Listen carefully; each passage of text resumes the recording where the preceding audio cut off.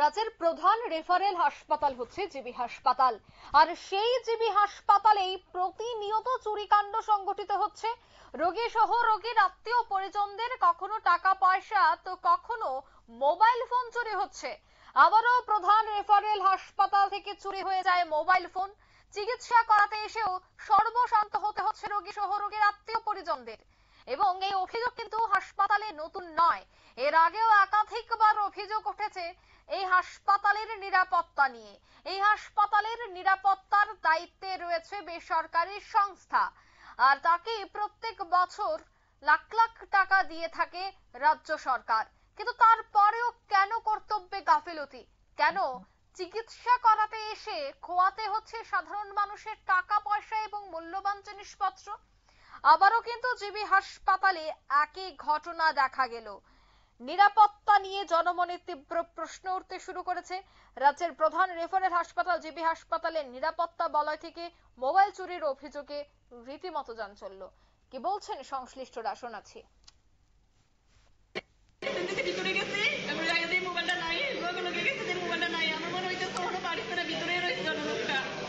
আপনি কি করতেন গেছে? আইসিইউতে ভর্তি। কবে ভর্তি করাইছে?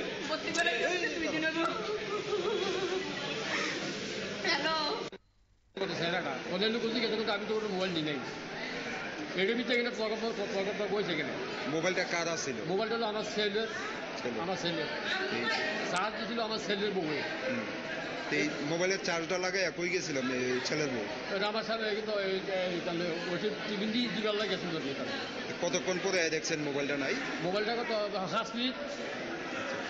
মিনিটের ভিতরে। মোবাইল চার্জ দেওয়ার ভিতরে নেওয়ার ভিতরে 5 মিনিট দিবে। এখানে তো অন্য রুগীরা আছে বা তার লোকজন আসলে তাদেরকে জিজ্ঞাসা করছেন? তারা জিজ্ঞাসা করে, তারা নাই, তারা কাছে নাই মোবাইল থেকে। আমরা দেখছি লোকটা দেখছি ওর কেটে যে আমরা বুঝতে চিনলেন না। এই যে আইসিইউর মধ্যে আপনার রুগী কতদিন ধরে? আমি আজ যাই না, 3 দিন।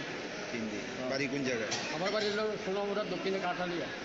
শুধু মোবাইলে নিছে না অন্য কিছু নিছে? না, মোবাইলের ভিতরে আর কিছু আছে, টাকা আছে, আছে। এখন তো পুলিশ আইছে, পুলিশের থেকে কি আশ্বাস পাইছে?